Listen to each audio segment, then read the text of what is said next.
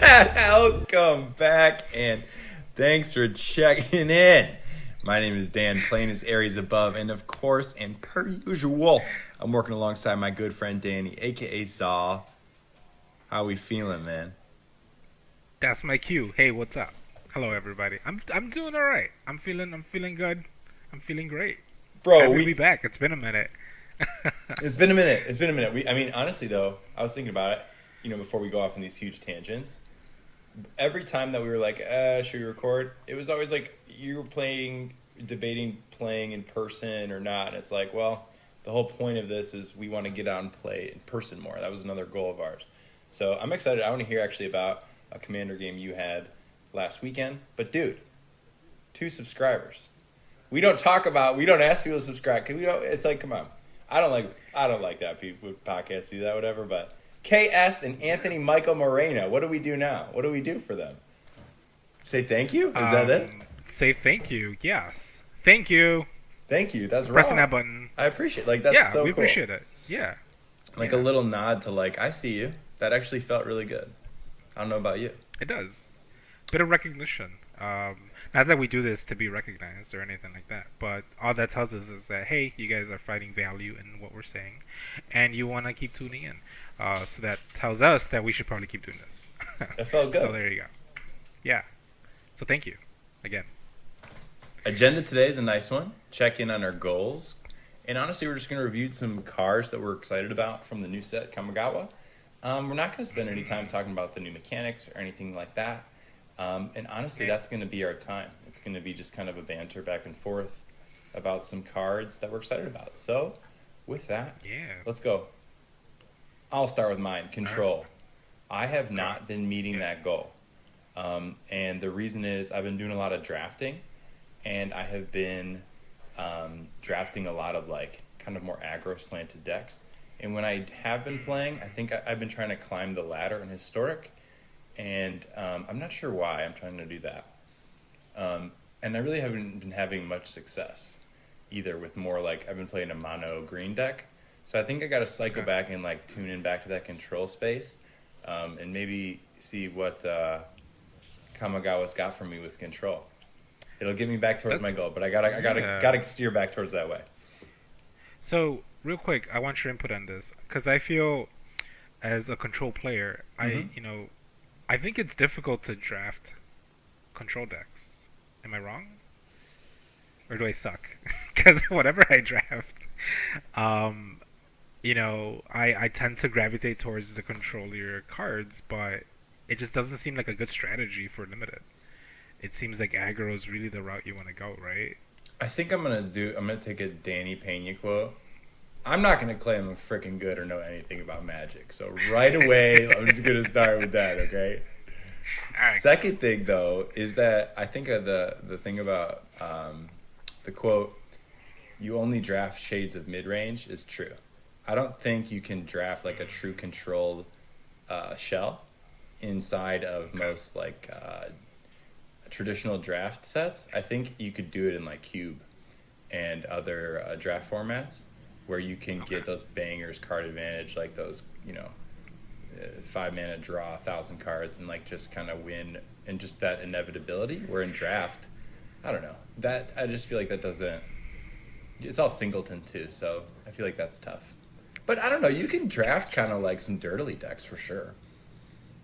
Okay, yeah, but dirtily doesn't like really win. That's the thing, right? Because my experience with drafting is not as extensive as playing. What's the word? Constructed. There we go. Playing constructed, right?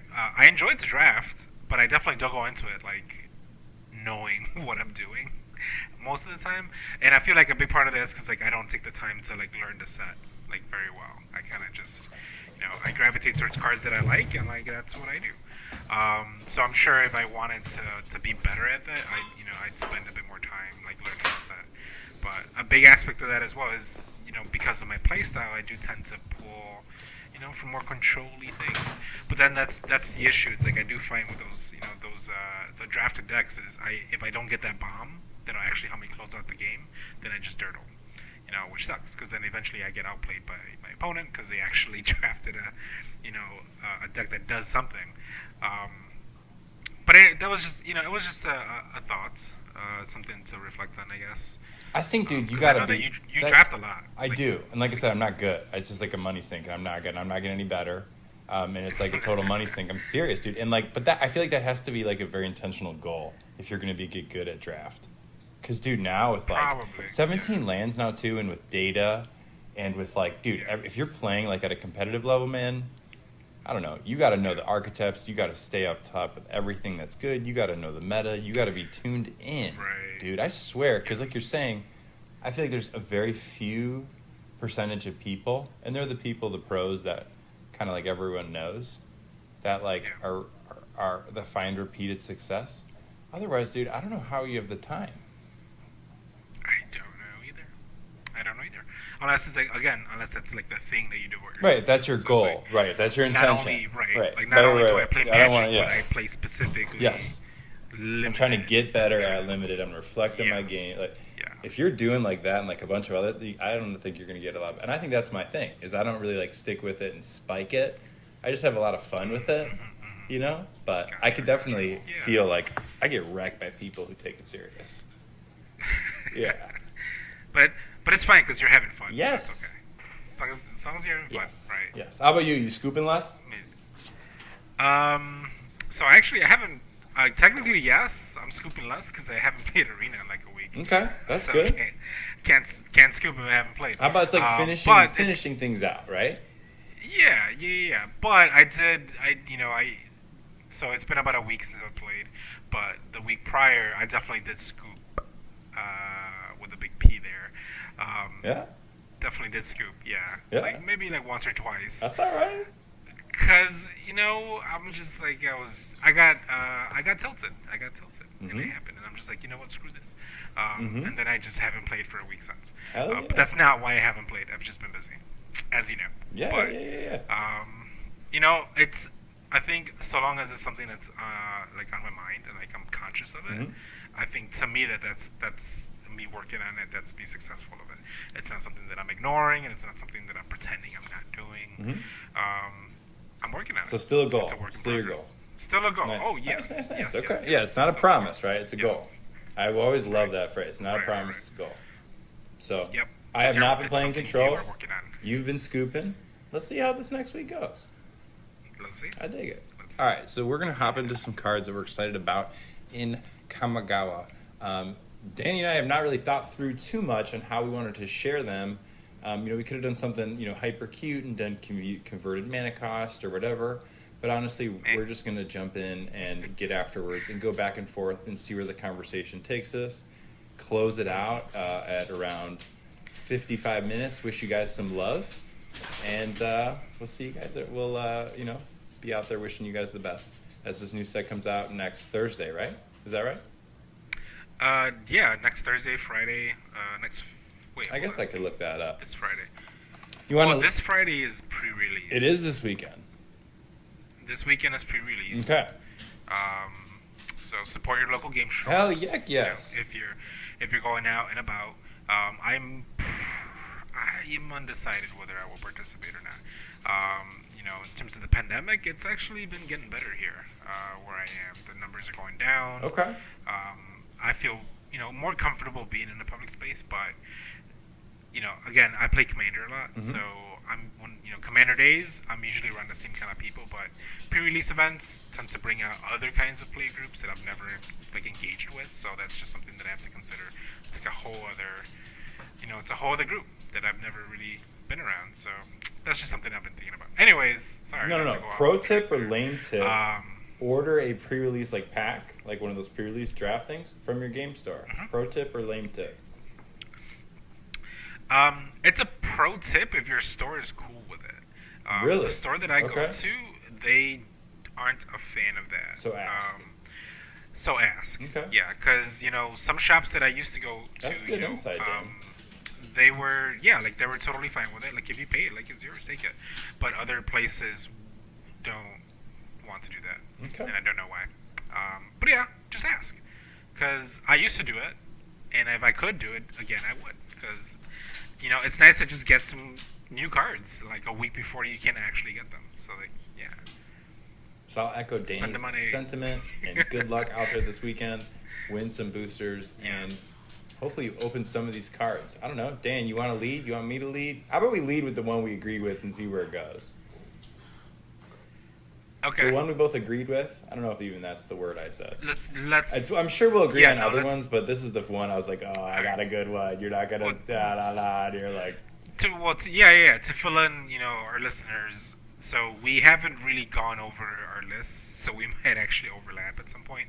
But Aries Zumo, he did mention one card, and I'm like, yo, that was actually on my list as well. So I think we're gonna, let's start with that one first. Well, you read it for both us. had that one You up. read it. Get us started. I don't have it up. All right. 'Cause you had Spirited it. Companion. A 1 and a white enchantment creature dog. When Spirited Companion enters the battlefield, draw a card. 1/1. What do you think? Remind me again. Is this a common, uncommon? Common. Basic. Common. Mythic? Might as well be mythic because it's a white card. Dude, so this card, don't overlook this. Like, this is such a needed card in white, in historic Brawl, if we're connecting into that, and just in general, like in formats, like to just have a 2-mana draw card. It's such a good card. It is such a good card. I mean, obviously, if you can play, 4 of these, I don't know, would you want to play 4 of these in a deck? I think it depends on your build, but Yeah, if I'm drafting, I'm drafting as many of these as I can. I thought so.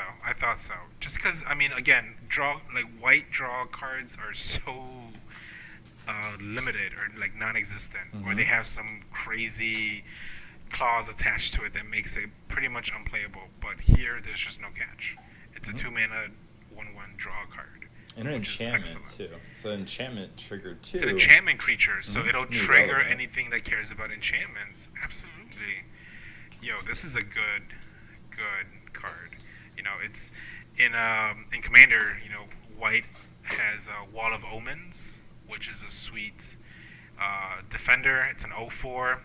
It's a 2-mana card as well, but it has the same ETB effect of draw card. Staple. That is in every white deck that I play. So like now we have another one, and I'm just like, that's great. That's exactly what we needed. So put it on your list, everybody. I remember, dude, when you told me when I up. built my first Commander deck, it was a Depala Dwarf vehicle deck, and I was like, Dan, why does my deck suck? And you're like, man, well, you're like, all right, well, let me just kind of explain basically. Like, red-white, it's really powerful off the get, but it struggles to keep up with the card advantage. And I think that was one of the things you said about, like, Commander in general. And is this card kind of changed the game on that? I mean, it's a step, right? It's good. It's a step. And I mean, in Commander, I think there are ways to draw cards in red-white. So this is just something else for that toolbox. I'm really looking at this through the lens of Arena, as like this is kind of a one of a kind in Arena. Like we don't really have anything else that fits this slot. So that's why I think it's a big deal. I made a Tashar deck on my historic Brawl. So like this is gonna be a card that will now go in the Tashar deck. So for those of us who don't remember, Tashar is the 4-mana 2/2 bird cleric dude. Whenever you cast a historic spell, you can return a creature with CMC 3 or less from your graveyard to the battlefield. So now I'm gonna be recurring this little pop blinking all it. the freaking time. Yeah. Blinking it, bringing it back from the graveyard, drawing cards. So like that'll be a nice little engine, just for Tashar alone. So I'm excited to see this in play. I'm excited to see what people can do with this, how we can exploit it, because there's a lot of blink effects in white. So I think it'll be great. So And I have a I'm question. excited So for if I'm playing this, maybe you can help me with this, and if you don't know, that's okay. It's a rules question. So if I'm playing this, and I want to, if it's like whenever you play an enchantment spell, draw a card. Am I drawing a card with this? Yeah, it's an enchantment creature, right? So this is going in all enchantment decks. Yeah. In Commander, in Brawl. I mean, okay, yeah, this card Oh, yeah. is busted, dude. Yeah, if you have a card that says whenever you cast an enchantment spell or whenever an enchantment enters the battlefield, draw a card. Like That's Contestant Champion, busted, dude. which is This is the busted. green one. This yeah, is good. You'll draw 2 cards. You'll draw 2 cards with this pup here. So it's like, yeah, no, it's perfect. Not that green white needs any help with enchantment draws, but I'm happy for them anyways. True. No, you're right. It's a good addition. You're right. It's That's a good already addition. pretty buff in Commander or Brawl at that point, I'd say. I don't know. This might get some Brawl play. I think this will get Brawl play, so. dude, for sure. But in Honestly, not it should've common. been a So really quick, though, should've been talk to me about legendary. why did Magic, do you think, made this common? Why did Wizards make it common? I mean, I think it's something that the community has been really loud about. You know, they've been very vocal about white needs more card draw. And I know that there's been a lot of push, or not. I don't know. I think that there's been a lot of pushback from Wizards on that because, in constructed, white is very strong. Like mono whites decks tend to rule the meta. Like they don't really need to draw cards because they kill you in 4 turns. So I understand the hesitation with wanting to give decks like that potentially more gas and make it, even more powerful. But I think we have to look at white, I don't know, just in a much, much larger sense, not just in constructed. And it really does need something like this. So I'm hoping that they do more of it. Because I think, unless this card completely breaks the format and just makes it too powerful, and then they're gonna ban it or something, I doubt it. But I don't know. Like you said, it's kind of like an identity. It's kind of like it's just solidifying white a little bit more in kind of almost like a power creep in white here. This is good, especially in Commander. This is good. I think so. Yeah. All right. So, okay. Before we unpack our other ones. The lands. I think the lands are worth just talking about. I don't know if they're worth putting on our top 10 because I think they do go without saying that they're very good. Is that okay? Because I have one comment about them. That's fine. I mean, here's my comment about them. Is that all right though? If I kind of make that staple that the lands are so good that they're kind of outside of a tier list. They are so good, but I put one on my list because I think it's the best. And so then, talk about that, how you're going to exploit it and why. Because here's why, dude. Yeah. I can tell they're great, that they're good. I like Magic a lot. I like talking about it. The worst part about Magic is playing. We all know that. But I can tell it's a good card. But people deep into Magic, I think pros or content creators are acting like this concept or this card is going to break the game. It's going to turn into Yu-Gi-Oh. And so maybe you can help me understand. I get it's good, but maybe you can help, or maybe I'm reading it wrong. But I get it's a good effect, but is it that freaking good? It's just kind of Wizards have been pushing kind of lands in the past, with the DFCs, the flips, but I don't know. They seem cool. But I don't know. It's just kind of the hype has been very real about this is so good, this is broken. So I get they're good, but I don't know. So okay, I'll help you maybe understand why people might be freaking out a little bit. Yes. So of the 5, I'm going to highlight the one that I think is the strongest one, which is Boseiju, Who Endures. It's the green channel land. So. Channel reads for this particular card 1 and a green, discard Boseiju Who Endures, destroy target artifact, enchantment, or non-basic land an opponent controls. That player may search the library for a land card with a basic land type, put it onto the battlefield, then shuffle. This ability costs 1 less to activate for each legendary creature you control. Mm-hmm. Right, so you could potentially just pay 1 green and destroy something. Right. So, let me ask you this. Let's say you have, what's that white enchantment? That doubles your tokens. Panharmonicon, Anointed Procession. Not in procession. Thank you. So let's say you have that on a field. You're playing like white blue token control some dumb jank, you know, and then your mono green player decides to activate this channel effect and pop your anointed procession, like your win condition essentially. You as a control player, what can you do about that? What do you think? Can you interact with that effect in any way? Oh my gosh, it's like an effect, isn't it? Because you're discarding it like madness. It's an activated ability.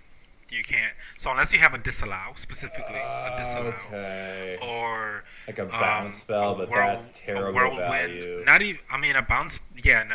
Yeah, like you'd have to. That's more terrible bounce or value. like Hey, I'm learning whatever. control. Remember, hey, be nice, So- be nice. I'm learning control. I'm learning. Don't do that. Don't You're let it go. right. Let that go, right?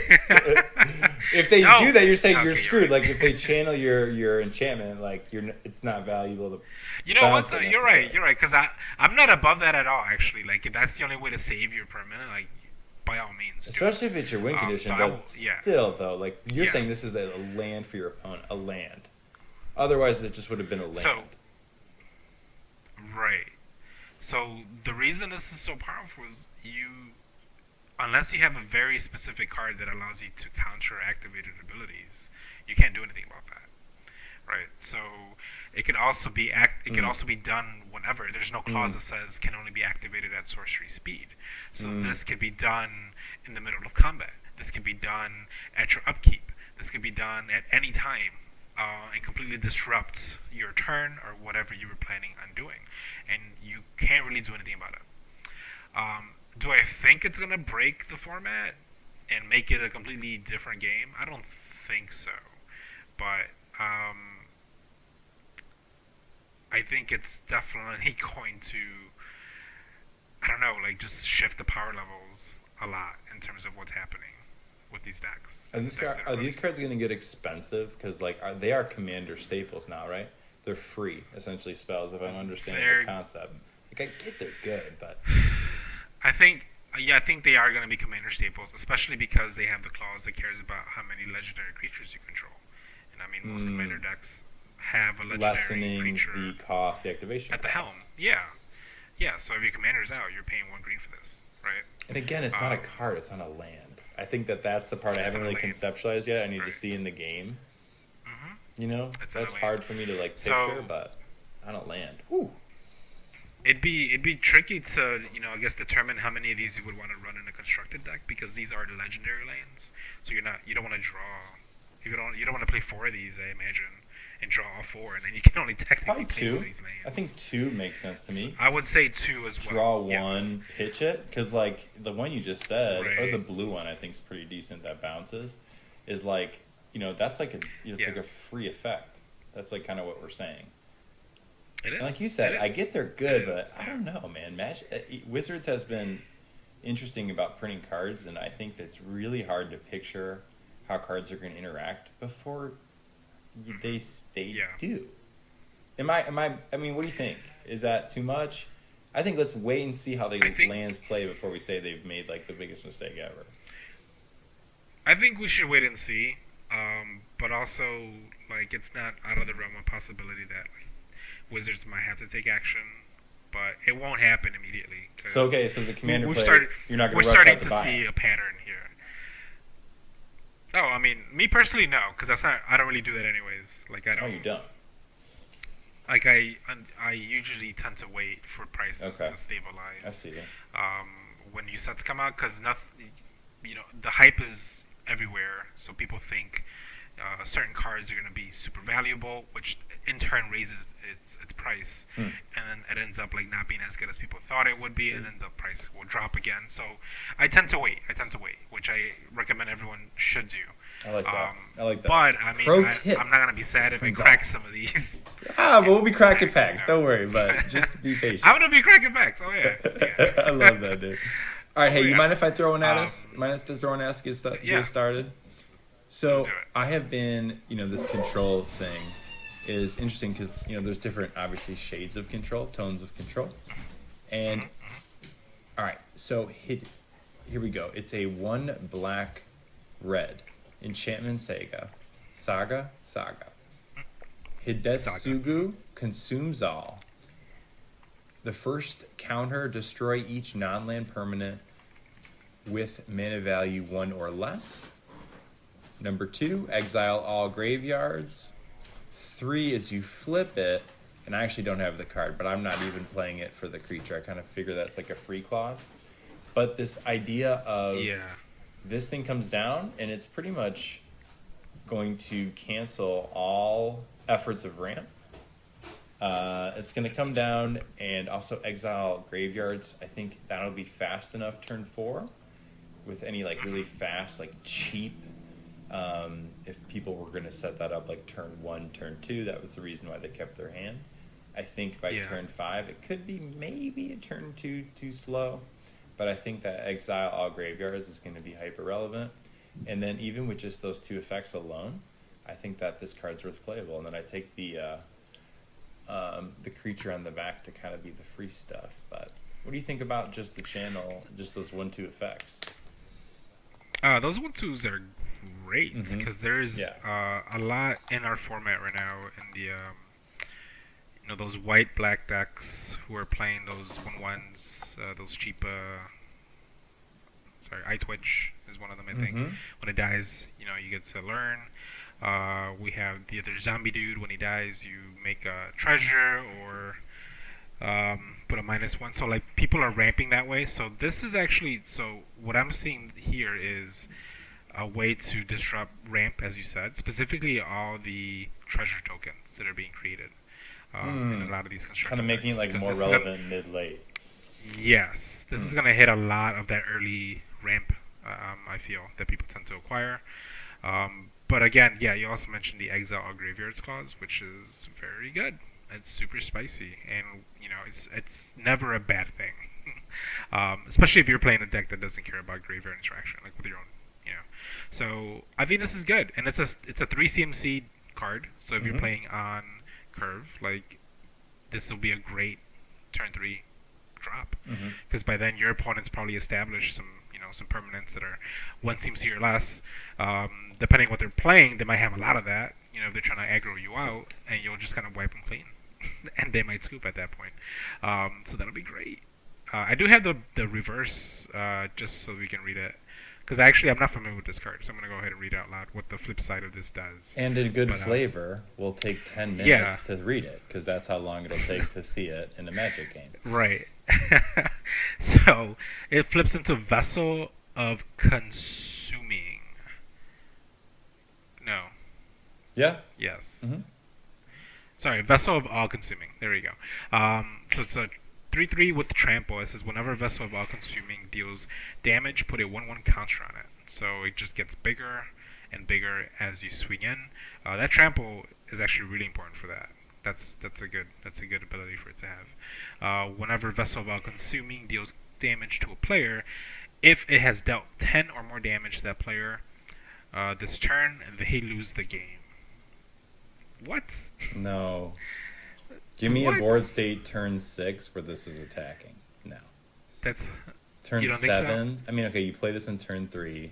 Turn 4, you exile the graveyards. Turn 5, it flips. Turn 6, because it exiles and comes back, so it has summoning sickness. Turn 6 is the earliest this thing can attack. So turn 6, I think in a Brawl game might be too slow. Unless you're playing to sweep everything, but I don't think playing this for this is the reason to do it. I think it's kind of free and fun. What do you think? I hear what it's you're going to saying. get bricked. It's going to get bricked by any strategy, I think. I'm trying to think what kind of deck would run something like this. So, I mean, one of the cards that is getting printed, which it's not really on my list. I try to avoid cards that I think have been like super hyped, because I feel like we all kind of already know what those are. But I think we're getting a commander for shrines and one for sagas.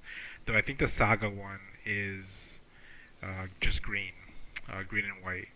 So I'm trying to think what kind of I got you. Could play this is actually one of my cards, dude. Lizard Blades. Try to throw some Lizard Blades on this bad boy. Oh, yes. Is that one of your cards? It's not, but I know which one you're talking about. All right, so let me read that. So Lizard go ahead, Lizard Blades, this is one of my cards, because this is like, this is kind of fun. Not control, so maybe I need to reassess it. But Lizard Blades, 1 red, artifact creature, equipment lizard. So it is a creature, right? Double strike. Yes. Equipped creature has double strike. Reconfigure 2, 1/1. So you can attach it to a target creature you control or unattach it. Only at a sorcery though.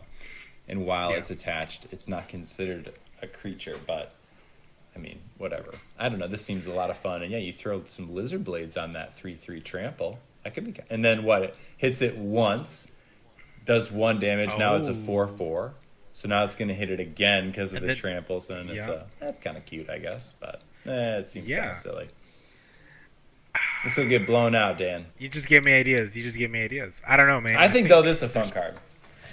It's a fun card. I wouldn't dismiss it immediately, but I won't get my hopes up either.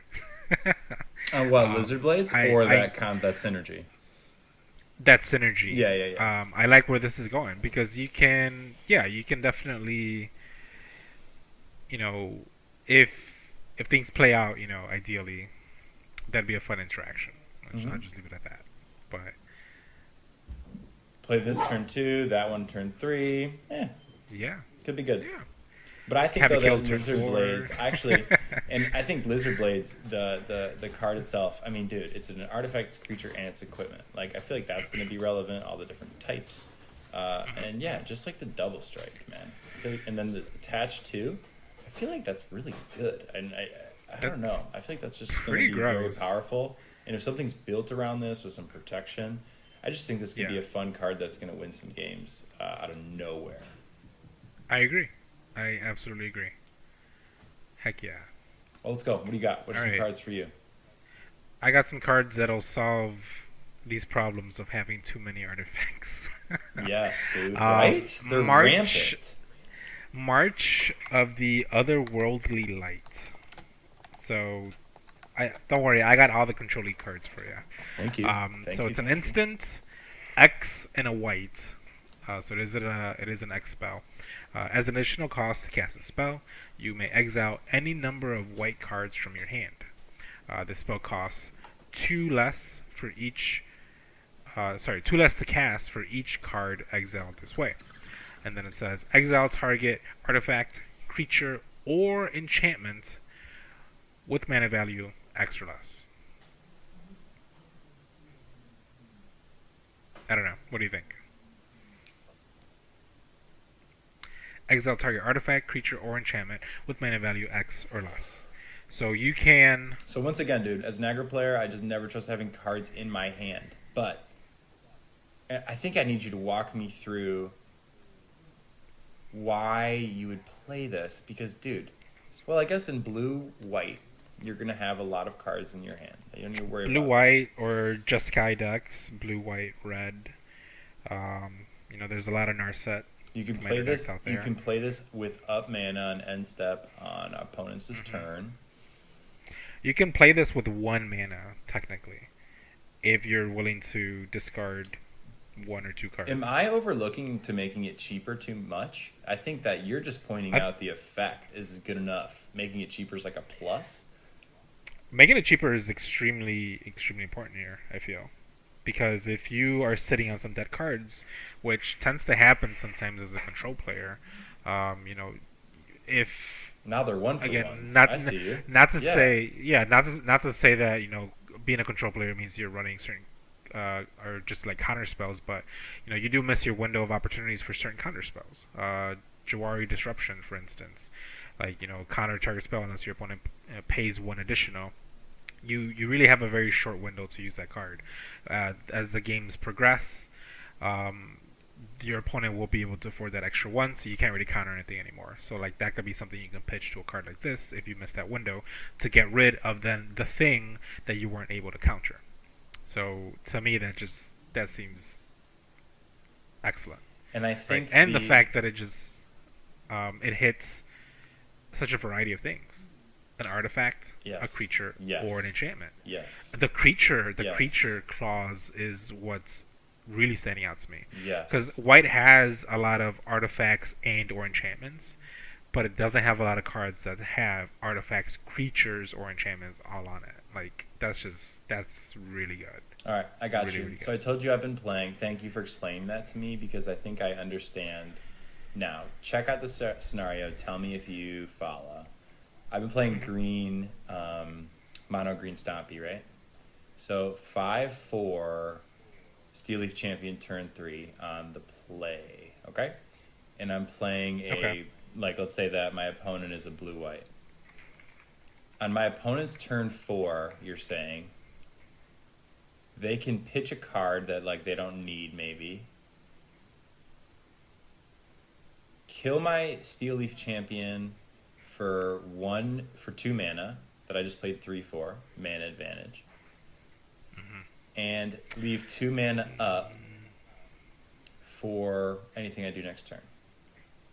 So, kinda. So Steel Leaf costs 3, right? Mhm. So, the way that March of Otherworldly Light reads, X is what you pay into. So, you'd have to pitch 2 cards. So X would be 4. So there it's kind of like not the best scenario, I don't think, because it's like a 2-for-1 maybe. I don't know. But it wouldn't quite play out the way you said. You'd have to pitch 2 cards because it had to I be see 4 or you. less at that point, I or else see it'd you. be 2 or less, and 2 or less wouldn't hit your Steel Leaf Champion. Um, but Wait, if so the the creature situation, value, though, so the creature is X, or the creature mana value X, right? So the creature X is 3 here. so as additional cost, I'm gonna reread this cost. You're good, So dude. You're good. as It's an late. additional It's late. You're good. cost to cast this spell, you may exile any number of white cards from your hand. Oh, so here I'm gonna walk it back because it says exile any number of white cards, right? So um, that comments about chucking that Jawar disruption wouldn't even work for that particular thing because it's not a white card. I So it'd have to see. be Okay, it'd okay, have to be okay. something else. You got to So be right. You'd have to be careful with that it with white blue. it's a little bit, yeah, it's a little bit more, I guess, limited now I in still, that aspect. I don't, dude. No, I'm not. I'm gonna This up you spell again costs with, 2 less to cast. For dude. each. The versatility here is silly. Artifact, creature, or enchantment. I feel like that alone makes it an A. A. Yes, I agree Instant, with that. instant speed. Sorry. Instant speed to remove a threat is absolutely great. Opponent probably won't see it coming, especially if you just leave like 1 wide open or 2 wide open or something like that. It'll be something that'll catch him off guard. It'll be something that you can respond to quickly.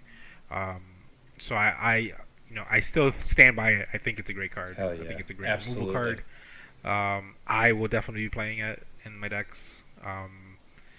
Because there's a lot of moments in which there's just some dead cards in your hand, and this is a good way to make use of them, in my opinion, to remove some threats. And honestly, like in thinking about it, Steel Leaf Champion is probably a good thing to try to get rid of, even if you have to 2-for-1 yourself or 3-for-1, I guess technically, because it's a big dude. It's a 5/4 for 3 mana. That's insane. So I'm totally fine with that.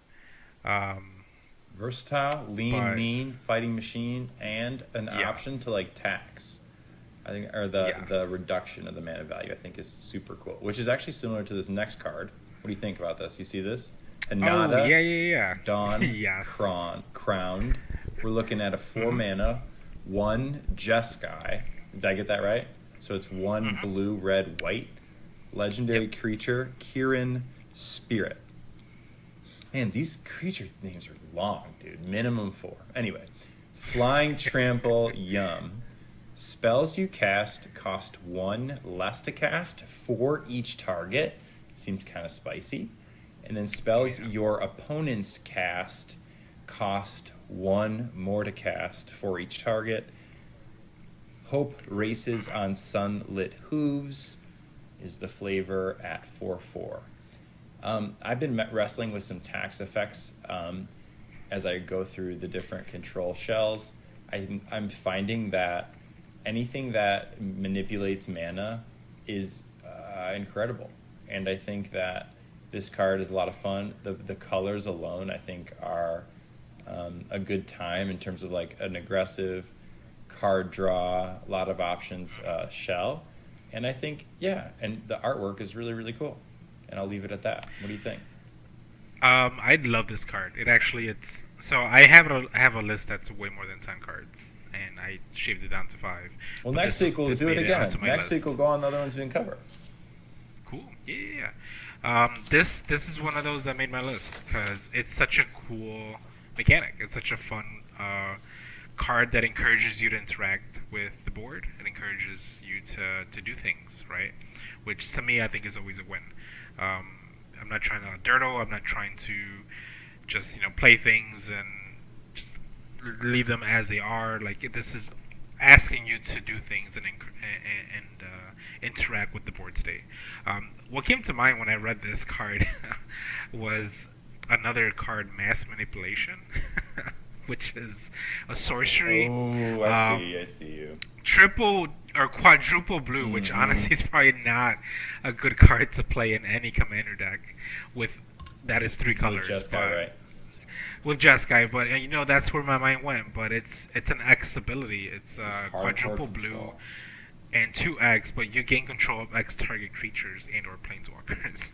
So I mean, just this effect alone will get rid of one of those X's for you essentially, and allow you to take control of a lot of things.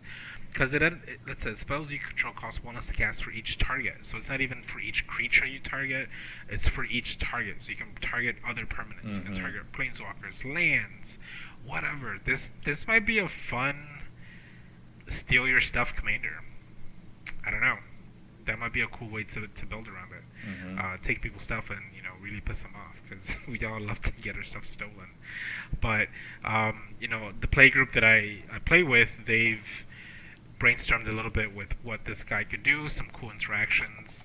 I can't think of the cards off the top of my head, but I know that there's a lot out there that targets your own stuff to give you benefits, and I think this card is going to be up there. We're going to see a lot of decks, I think, coming out with this. So that's a good one for sure to highlight. I am not too tuned with like you said, like the card names, but the familiar line of text I've seen, like especially in Commander, is like up to 3 or like 3 or more, or like you know what I'm saying, Yeah. like target Yep.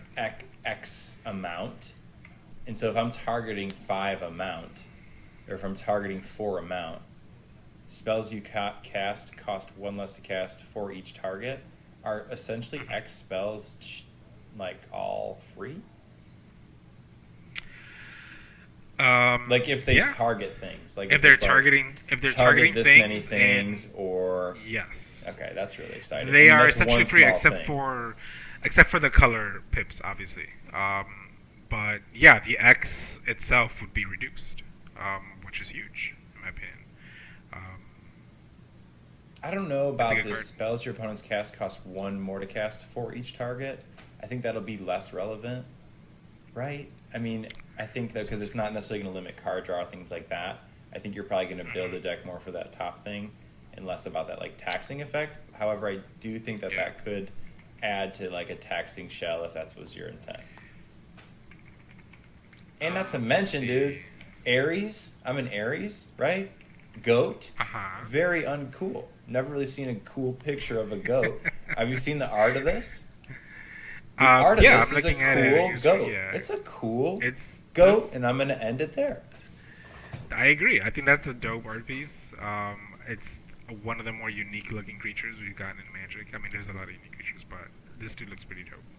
I think that second part of the card where your opponents have to target, like or where they have to pay more to target stuff. Spells your opponents cast costs 1 more to cast for each target. Yeah, so I mean that could disrupt any kind of Voltron decks. If they're doing like aura enchantments, if they're trying to suit up their own commander creatures, they'll have to pay more for their auras. So that'll disrupt them a little bit.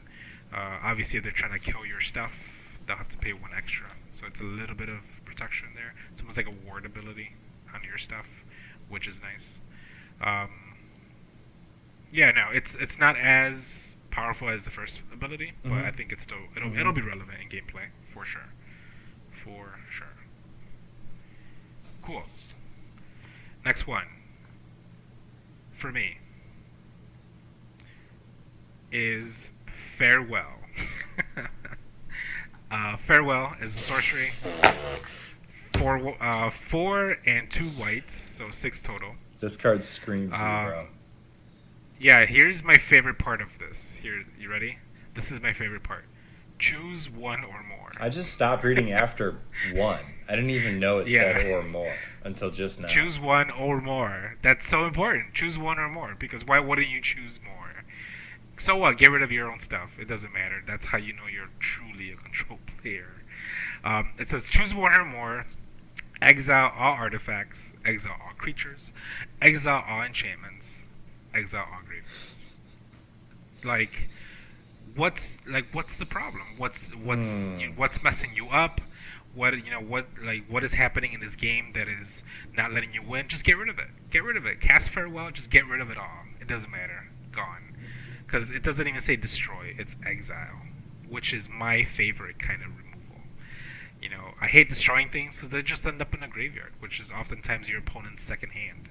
No, let's exile it. Just get it out of the game entirely, so you can't even look at it anymore. It's perfect. I love it. Staple. If you're doing I mean, I have a slot for it ready to go in my control Esper deck, which is a Super Friends.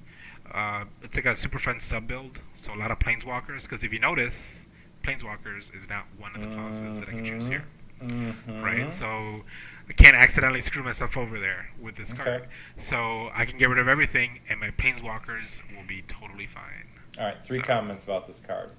Well, 1's a question, 2 comments. First question to you. 6 mana too much? No. Not for board wipes. Okay.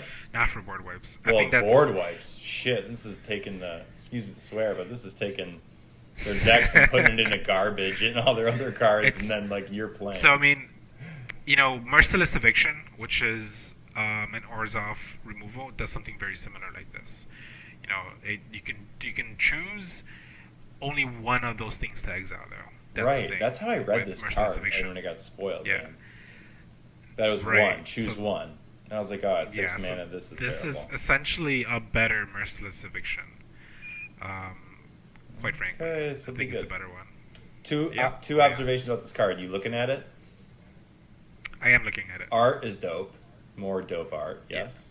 Yes. This little creepy girl with the bow, but she's got the sash on, so she's from some, kingdom or whatever. Kind of cool. And then definitely got to be card number 13 out of 302, right? Oh yeah, absolutely. Got to be card number 13. Yes. All right. I have a card. Anything else you want to say about her? That card? This card? Card number 13? I thought you were going to make a comment about the artist, because, he was in the headlines for some ish. Whoa, what happened? Whoa. Catch me up on that. Seb McKinnon? Yeah. He's, one of Wizards', favorite artists to go to. And, with understandably so, because his art is amazing. But, he was at the recent, Canadian alt-right protests with the trucker unions or something that has been happening, and he was there promoting anti-vax, claiming there wasn't a white supremacy gathering while being interviewed, and there was a swastika behind him. So it's a fitting card for someone who will probably no longer be with Magic or with Wizards anymore, most likely. So farewell, I guess, to him. It's disappointing, but people make their own decisions, so there you go. Thanks for the good card, Seb. Peace out. Yeah, don't be a Nazi. Next card. Much deserved. And I need you to help me explain this next card to me, Dan, because I know it's good, but I don't know how to make it good.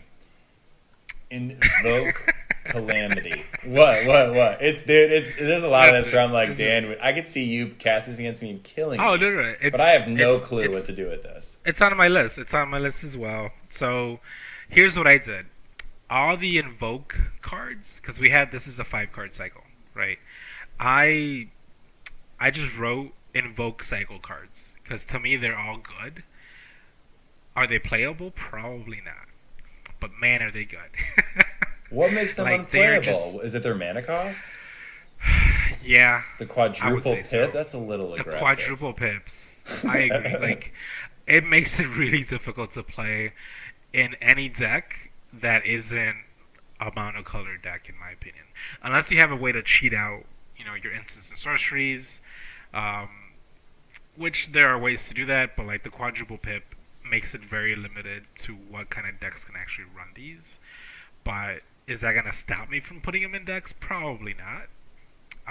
So I just, I think these are fun cards, and I love all of these, and I'm hoping that I'm able to crack all five because they're so flavorful. Okay. But go ahead and read what it does. Go ahead and read what it does. No, you're And then we'll good. go from there. And honestly, this is well, so invoke calamity. I'm thinking about how does this work with the Hinata, but we'll come to that later. But invoke calamity one, Okay. quadruple red. So like red, red, red, red. So like that's the theme of the calamity, the invoke calamities, right? Are they the invoke cycle? Is that what you said? It's yeah. Okay. I mean, that's what I refer to them as. Yeah. Okay. No, I like that. That Assuming makes that's sense. what Now it's an they instant, Yeah. which kind of is good, but it reads: you may cast up to 2 instant and or sorcery spells with total mana value 6 or less from your graveyard and or hand without paying their mana cost.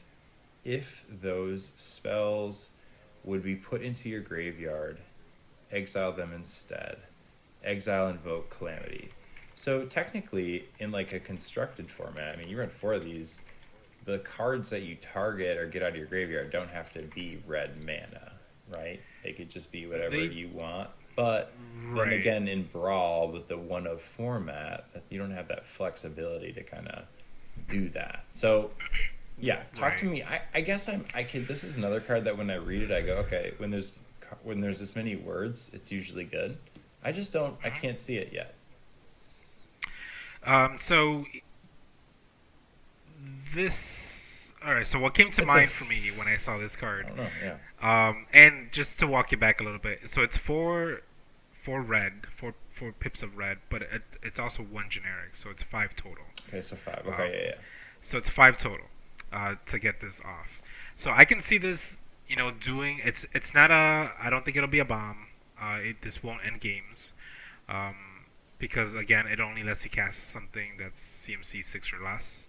So there's a lot in red that I'm sorry, there isn't a lot in red. I don't think that will just immediately end the game for that mana value. However, I can see if you're trying to run this card, like a good way to set it up and have it give you the most value is if you're playing like Thrill of Possibility, where you're able to discard cards to draw more cards. Or any of those other cards that we Okay, haven't I read see you. that let you draw more cards, but as an additional cost, you have to discard stuff. So like that, you're putting into the graveyard exactly what you want to cast Okay. off of that. So I can see that being a prime way to really set this card up for it to do what it has to do. I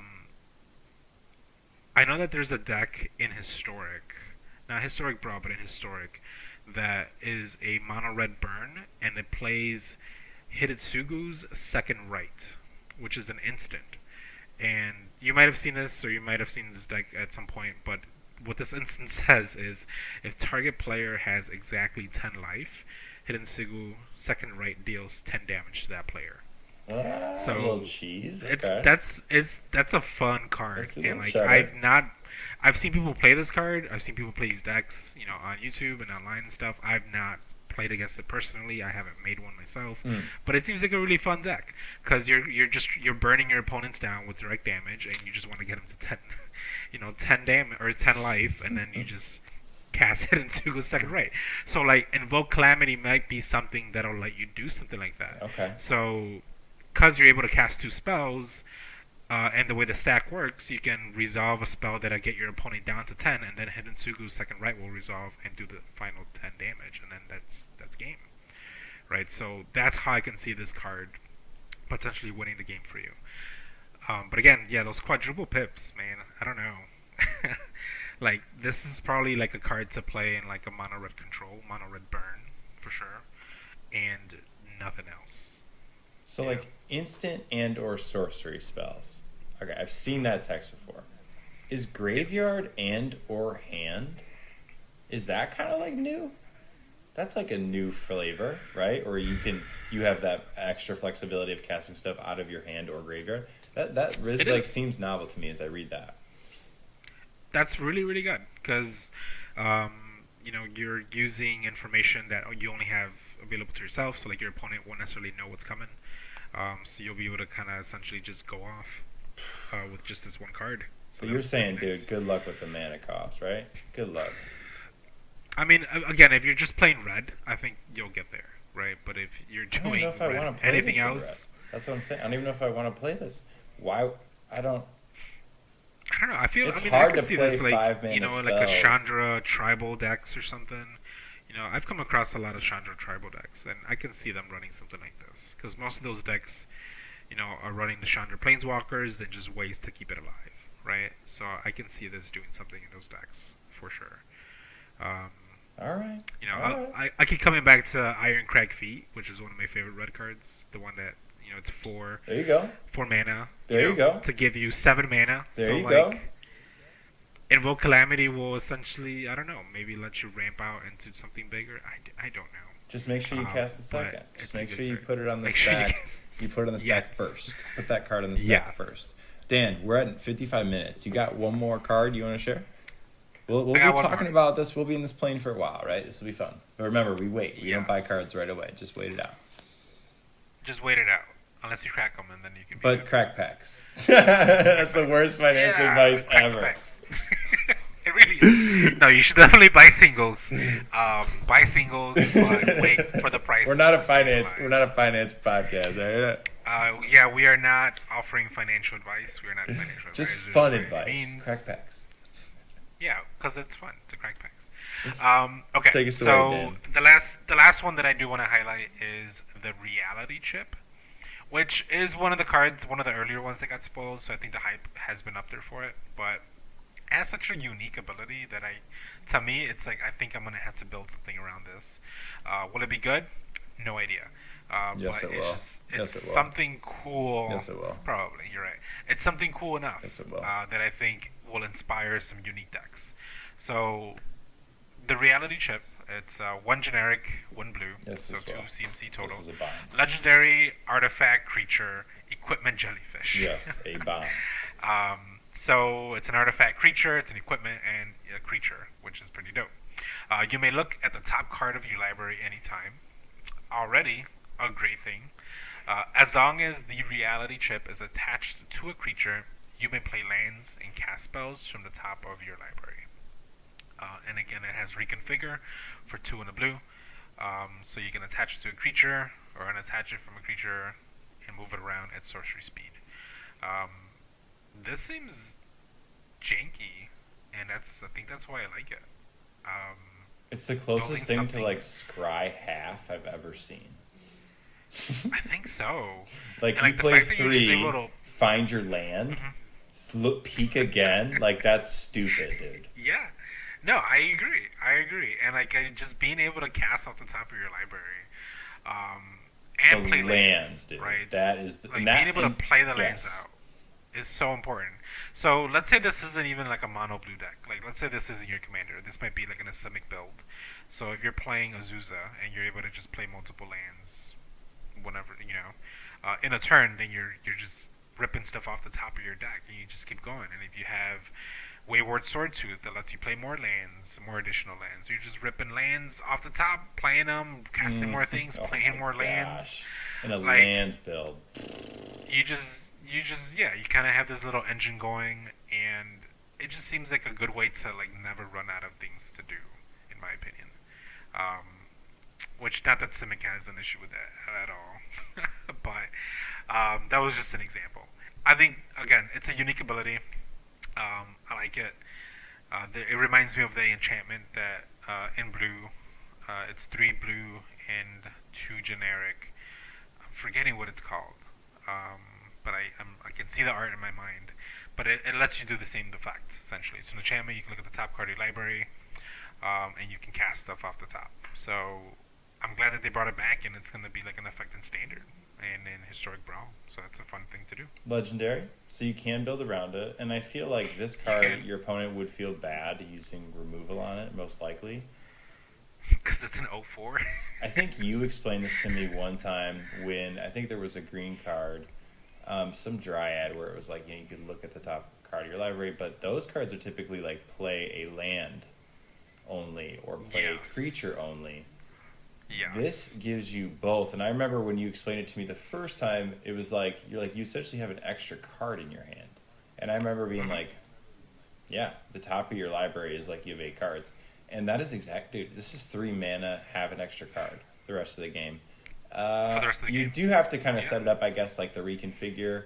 3 is a little much, but once again, though, if you're building with this in mind, a lands build or things where you can kind of dirtle. This looks pretty fun, man. I think this is gonna Lot of value. see some play. There's going to be I a think lot this of is gonna lands definitely ripped see some off. I'm play. telling you, dude. A lot of land drops hit with this reconfiguration. Especially the way Arena, Shuffler tends to work. Because we know that tends to do what it does. Yes, it does. So we'll see how this works with that algorithm or whatever. But yeah, that's the last one I'll highlight for us today. So All right. Well, hey, at 1 hour, 1 minute, I mean, you're appreciated. You're loved. Thank you for hanging out. This is Dan checking out. Danny, I'll see you later, man, but hit us with that last word. see you later. Check out obviously Kamigawa and the Dynasty coming out soon. Support your local game shops if you choose to go out there, like we mentioned before.